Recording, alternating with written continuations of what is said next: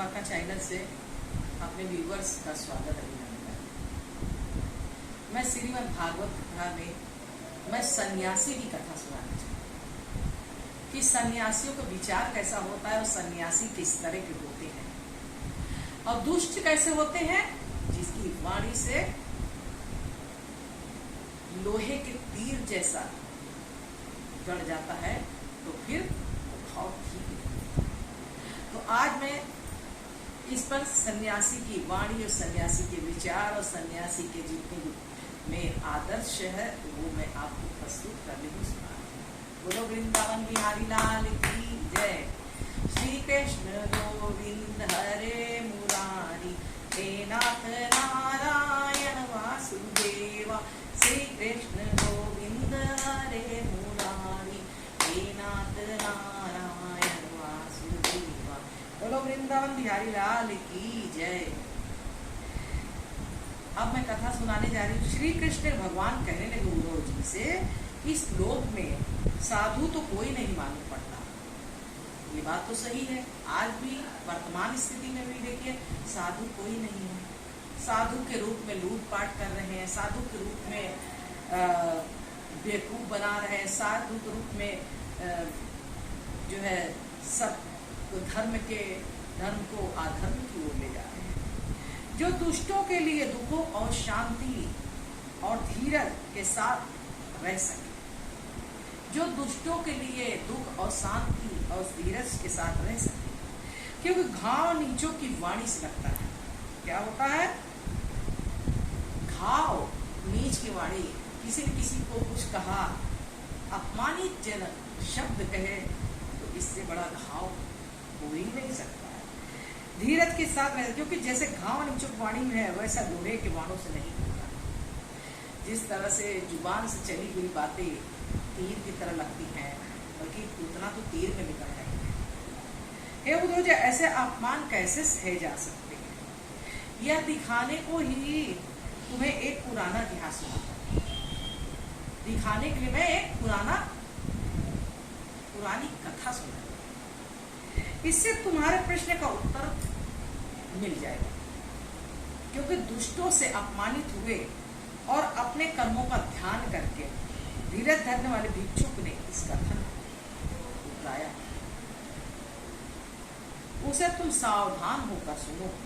मालवा देश में एक धनी ब्राह्मण रहता था। मालवा देश में एक धनी ब्राह्मण रहता था। वह खेती व्यापार से अपनी जीविका करता था। क्या करता था? खेती और व्यापार से जीविका करता था। वह ब्राह्मण अत्यंत कामी, लोभी, कृपण, अधर्मी, स्त्री, देवता सभी के लिए अत्यंत दुखदायी था। वो अपने अपने घर के कभी बांधवों और अतिथियों का सत्कार अन्न धन से नहीं किया, वचन से भी नहीं किया। कोई किसी के हाथ तो बड़े प्यार करते, आइए आइए अंदर आ जाइए, आइए पानी पी लीजिए, नहीं। एक दुष्ट स्वभाव वाले ब्राह्मण की स्त्री, पुत्र, बंधु, बांधव, कन्या, सेवक आदि सभी बैरी हो गए। मतलब घर के जितने भी प्राणी थे वो सब क्या हो गए? बैरी हो गए। इस प्रकार के यक्षों की तरह धन की रखवाली करने वाले, यक्षों की तरह धर्म की रखवाली करने वाले, धर्म से रहित, दोनों लोक से निंदनीय, दोनों लोक से क्या है? निंदनीय उस ब्राह्मण के ऊपर पंच महायज्ञ से धर्म से रहित कुपित हो गए। उन महायज्ञों के देवताओं के अनादर से धन जोड़ने वाले उस ब्राह्मण के पूर्ण नाश हो गए। क्योंकि खेती व्यापार आदि अनेक मेहनत से जोड़ा हुआ धन छीनने लगे। उस अधर्मी ब्राह्मण का धन तो ब्राह्मणों ने छीन लिया, उस अधर्मी ब्राह्मण का धन ही ब्राह्मणों ने ही छीन लिया। कुछ चोरी हो गया, कुछ आग में जल गया, कुछ लड़ाई झगड़े में वकील मुख्तार खा गए। लड़ाई में क्या बचा? खर्च हो गया। कुछ राजा नाना प्रकार कारणों से लुटवा खर्च हो गया। इस प्रकार धन गंवाकर और परिवार और लोग को तिरस्कार सहकर इसे कहते हैं चिंता। कि मैंने जिस परिवार के लिए अपने प्राण का दिया, सारी जिंदगी कमा के दिया, उन्होंने भी मेरा अपमान किया। इसी चिंता से संताप में उस ब्राह्मण ने वैराग भरा विवेक, वैराग से भरा बड़ा उत्तम विवेक उत्पन्न हुआ। ऐसे विचार के उदय होती वह मन विचारने लगा, अहो मेरी बड़ी दुर्दशा हुई, मैंने अपने शरीर को नामहर दुख दिया।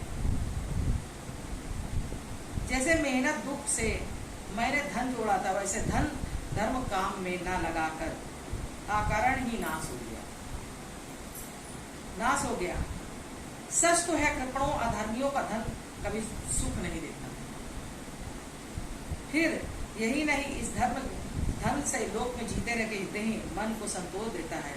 मरने पर धर्म न करने के कारण नरक में गिराने का साधन बन गया। वही पैसा जो है नरक में ले जाने का साधन बन गया। ये ससुरे के यश के गुण बिगाड़ लेते हैं। पहले तो धन मिलते ही भय पैदा होता है। जब धन ज्यादा आ जाता है तो लोग को डर हो जाता है कि कहीं मेरा धन ना कोई चुरा ले। बड़े बढ़ाने रखने खर्च करने के लिए नाश होने का डर बना रहता है। इसलिए उस धन को पाने के लिए चोरी, हिंसा, झूठ, दंभ, काम, क्रोध, अभिमान, भय, वेद और अविश्वास, हिंसा, स्त्री, जुआ, मदपान माने शराब पीना, ये 15 अनर्थ भोगने पड़ते हैं। इससे जो अपना कल्याण चाहते हो इस अर्थ के अनर्थों से दूर रहो। अगर तुम अपना कल्याण चाहते हो तो इस चीजों से दूर रहो। एक एक कौड़ी के कारण दूसरे के बैरी बन गए। जैसे आज जमाने में एक भाई दूसरे भाई का दुश्मन बन गया और इसी संतापित होकर लोग आपस में डाह करने लगे। मतलब डाह मतलब जलने लगे एक दूसरे से। क्रोध में आकर आपस के प्रेम भी तोड़कर उस घर से निकल बाहर करते हैं, या आप आपस में एक प्रेम तोड़कर उसे घर से बाहर निकाल देते हैं। मारपीट करते हैं। ब्राह्मण का चोला पाकर उसका अनादर और अपना स्वार्थ मोक्ष का नाश करते हैं। जो ब्राह्मण के रूप में गलत काम कर रहे हैं इनको भी नरक सहना पड़ेगा। तब इसी देह से जिसे लोक परलोक ऐसे नरक में सहना पड़ेगा, तब इस देह से जिससे स्वर्ग की मोक्ष की प्राप्ति हो सकती वह धन पैदा करके कौन बुद्धिमान उस धन से मोहित है, अपना परलोक कैसे बिगाड़ेगा? कोई भी नहीं। जो देव, ऋषि, पितर, कुटुम्ब, धन साझी, भाई, बंधु और अंत में नरक जरूर भोगता है। एवं ऐसे संताप करता हुआ ब्राह्मण कहने लगा, और धन के लिए व्यर्थ मेहनत करके पागल हो गया। हाय वो मेरा धन जाता था, अब कौन सा धन साधन करूं? अरे मेरे साथ दूसरा कोई इस अनर्थ की जड़ धन जोड़ने में अपना समय नाश करेगा। यह संसार प्रभु की माया से मोहित हो रहा है। जान पड़ता है भगवान कुछ प्रसन्न हुए थे, मेरा धन नाश होकर मुझे सागर उतारने के लिए वैराग रूपी नाव मिल गई। अब मैं वैराग्य से जो कुछ आयु बाकी बची है वो धर्म साधन करके इस देह से तपा कर सुखा डालूंगा। मतलब ये भगवान की दया हुई तो सारा धन जो चाहे विनाश हो जाए, लेकिन भगवान मुझे पार उतारिए, नरक से बचाइए, मुझे स्वर्ग की प्राप्ति कराइए। तो इसीलिए अपने देह को जलाकर अपने जितनी माया से घिरी हुई शक्ति थी उसको हटा दिया और बिल्कुल भगवान में लीन होकर पूजा किया। क्योंकि राजा खट्टंगवान ने एक मुहूर्त अपने साधन साथ लिया था, मुझे थोड़े ही काल में उत्तम गति मिल जाएगी। तो श्री कृष्ण बोले, उद्धव जी, इस प्रकार जो ब्राह्मण से धन निश्चय कर लिया, तू वाली मन को गांठ को तोड़ डाल, अपने शांत का सन्यासी हो गया। भिक्षुक बनकर मन, इंद्रियों, प्राणी को स्वाधीन बनाया। अवधूत को देखकर नीच पुरुष भी अनेकों दुख उसे देने लगे। सन्यासी दुष्टों के लिए दुख को और देह आदि के दुखों को अपने प्रारब्ध के वश में रोकते हैं। इस तरह से दुखों को सहन करके सत्य मार्ग पे चलकर किसी का धन न लेकर बिना पूछे उसके धन को चुराना नहीं है, न लेना है, न अधर्म से धन कमाना है। बोलो वृंदावन बिहारी लाल। ऐसी बातों से मैं अपने वीडियो को समाप्त करती हूँ।